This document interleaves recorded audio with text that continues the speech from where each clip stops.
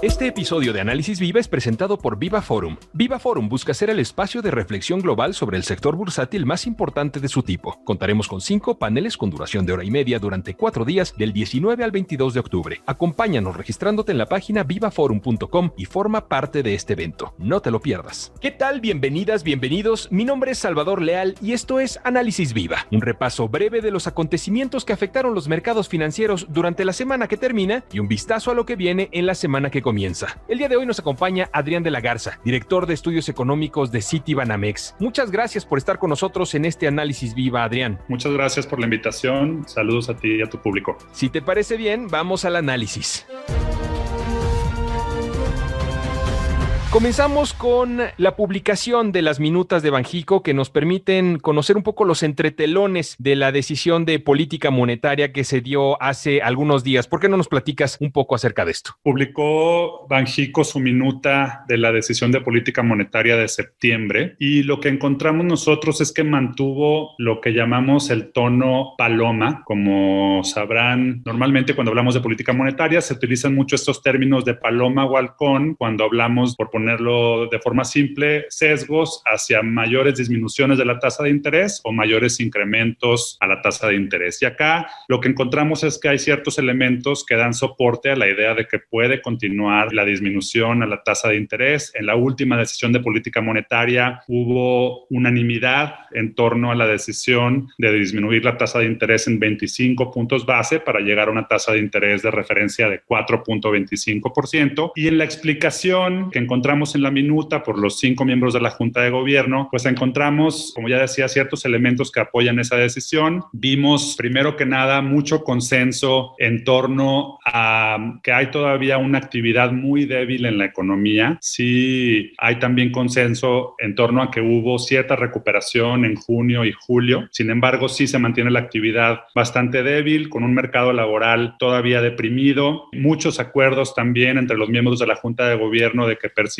un entorno de incertidumbre y de volatilidad en los mercados financieros y sobre todo también respecto a este tema de la pandemia, y también consenso en que todavía hay una inflación que se mantiene relativamente elevada, aunque parece que esto es un fenómeno temporal que muy posiblemente se diluya en los próximos meses, sobre todo porque los miembros de la Junta de Gobierno prevén que en un horizonte de mediano plazo, que esto es más o menos en los próximos 12, 24 meses, la inflación converja a su meta. Hay que recordar que la inflación, con el dato que salió ahora al cierre de septiembre, se mantiene en 4%, justo en la parte superior del intervalo de variabilidad de Banco de México de 3% más menos un punto porcentual. Pero la perspectiva de los miembros de la Junta de Gobierno es que en ese horizonte, en ese mediano plazo, converja a la meta, que es de 3%. Acá me parece que la parte fundamental de las minutas se ve hacia el final de las mismas, donde hay una especie de guía futura de qué esperar para la política monetaria hacia adelante. Más allá de los consensos que ya comentaba, sí existen algunos elementos de mucha división en términos de las opiniones de los 5 miembros de la Junta de Gobierno. Hay, por ejemplo, 2 que muy claramente hablan de un espacio para seguir reduciendo la tasa de interés que probablemente ya se agotó por distintas razones. Hay otros 2 que sí ven más espacio todavía para más disminuciones hacia adelante, aunque uno de ellos parece opinar que podría ajustarse la velocidad de estas disminuciones y que hay que poner mucha atención en los próximos meses al desempeño de los distintos indicadores económicos. Y finalmente hay un miembro más que reconoce que hay un espacio limitado, aunque también puntualiza que este dependerá de los factores que inciden sobre los pronósticos de inflación hacia adelante. Todo esto nosotros lo interpretamos como que todavía hay espacio para que Banxico disminuya su tasa de interés al menos en otros 25 puntos base, y esto llevaría la tasa de interés a 4%, y pensamos que ahí se van a detener, sobre todo considerando que en este mundo de elevada incertidumbre, el Banco de México va a optar por mantener una postura relativamente cautelosa con una tasa de interés real un poquito más alta de lo que vemos en otras economías emergentes. Habrá que estar pendientes. La siguiente decisión de política monetaria, ¿cuándo se daría? El 12 de noviembre. Todavía quedan 2 decisiones este año, una en noviembre y una en diciembre. Pensamos que en noviembre ya prácticamente terminaría este ciclo de relajamiento que empezó desde el año pasado. Ya,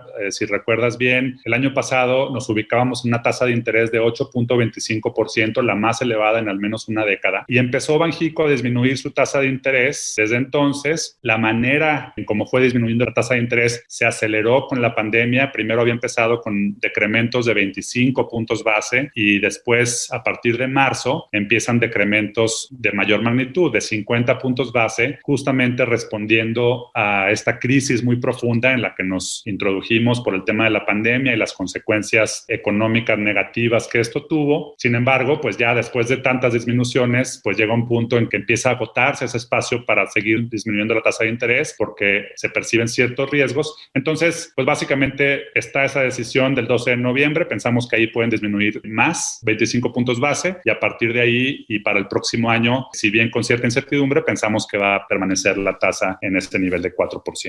Una de las notas importantes durante esta semana justamente la dan ustedes, Citibanamex, al publicar este pasado miércoles un cambio de pronóstico de crecimiento. ¿Por qué no nos platicas un poquito acerca de esto? Revisamos nuestra perspectiva de crecimiento del PIB tanto para 2020 como para 2021. Me parece que en esta coyuntura en donde estamos viendo una crisis muy, muy profunda y en donde la mayoría de los analistas me parece que esperamos que se dé una contracción en 2020, pues posiblemente la mayor que hayamos visto al menos desde 1932. Es muy importante ver esta contracción junto con la recuperación que se espera hacia el próximo año, al menos por un efecto aritmético, simplemente porque una contracción muy profunda este año implica una base de comparación que afecta a la tasa de crecimiento anual del próximo año. Entonces, acá lo que nosotros habíamos venido haciendo a lo largo del año, sobre todo,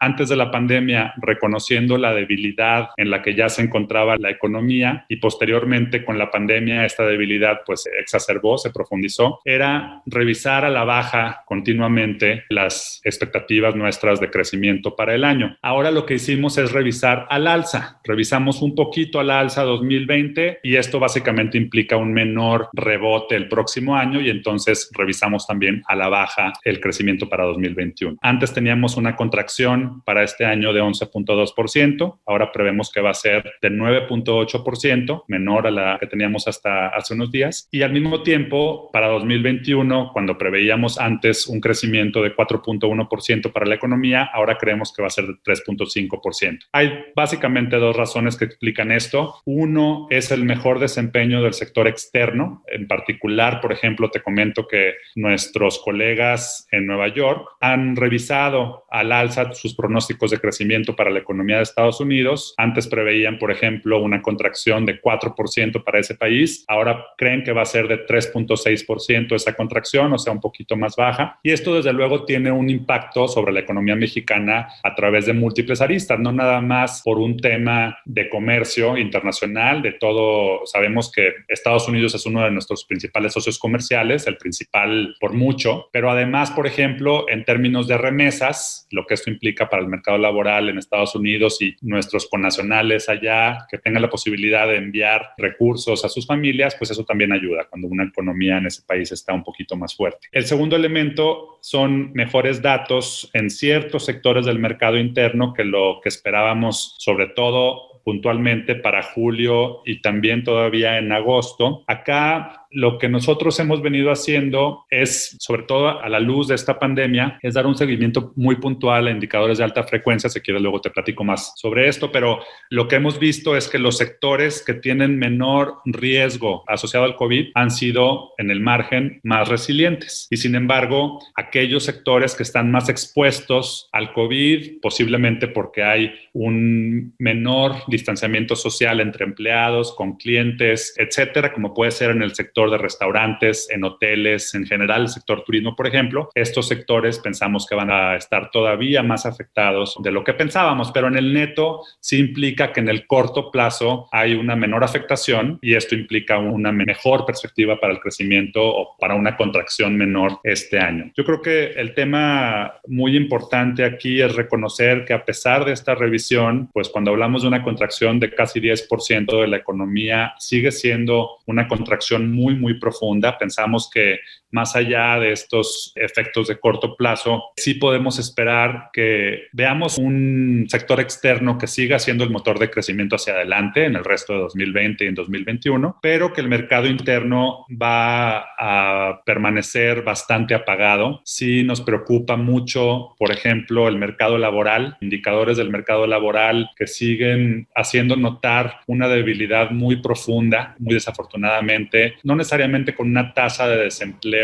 alta, pero sí cuando vemos, por ejemplo, distintos indicadores de subocupación, de gente que está fuera de la fuerza laboral, pero disponible para trabajar y no pueden hacerlo porque tienen que atender a una persona enferma, porque a lo mejor no tienen un modo de moverse ahora que hay más limitación para la movilidad en las ciudades, etcétera. Todo esto hace que las condiciones del mercado laboral se vean deterioradas y esto pues implica un menor consumo también hacia adelante. Por ejemplo, estamos estimando una contracción del consumo este año respecto al año pasado del 12%, con apenas una reactivación de una tasa de crecimiento del 3% o un poquito menos en 2021. Entonces, eso es un tema que preocupa mucho, sobre todo por el tema del bienestar de los mexicanos. Y el otro tema es una inversión que también muestra mucha atonía, decisiones por parte del gobierno federal que desde mi perspectiva han minado la confianza del sector privado y de los inversionistas en particular, de las empresas, y esto va a llevar a una contracción muy profunda este año, que estimamos sea del 22% para la inversión privada, con apenas una recuperación del 5% el próximo año. Entonces, todo esto nos lleva a concluir que no veremos una recuperación de la economía, de los niveles del PIB que teníamos hasta finales de 2018, y digo 2018 porque en 2019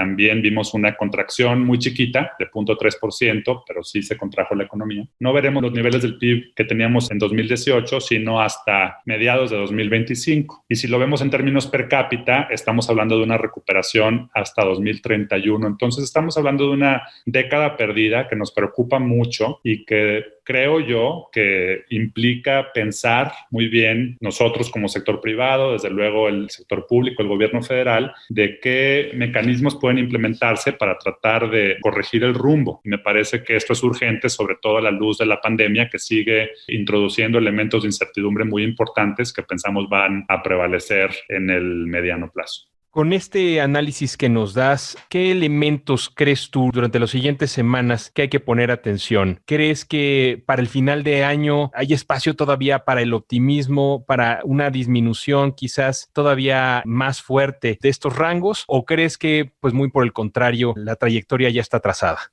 Creo que tenemos elementos para decir que la trayectoria está trazada, sobre todo cuando hablamos de tasas de crecimiento en 2020 y pues ya tenemos 7, 8 meses de datos duros, lo cual hacen que la incertidumbre sobre cuál va a ser la tasa de crecimiento ya en todo el año, pues esos elementos de incertidumbre se van diluyendo. Pero sí hay distintos factores que pueden incidir sobre esa tasa de crecimiento. Me parece que hay dos cosas que están un poco fuera del alcance del gobierno federal y del sector privado en general. Una es pues la elección en Estados Unidos. La elección en Estados Unidos es un evento que me parece va a impactar a las economías y a los mercados financieros posiblemente en el corto plazo, simplemente por esta posibilidad que se vislumbra de que el presidente Trump no acepte los resultados si le son desfavorables, y esto puede traer mucha incertidumbre en los mercados. Pero también, incluso en un caso en que sí los acepte y que haya una victoria, por ejemplo, de Joe Biden, pues hay ciertos actores en el mercado, en el sector privado, que a lo mejor pueden llegar a pensar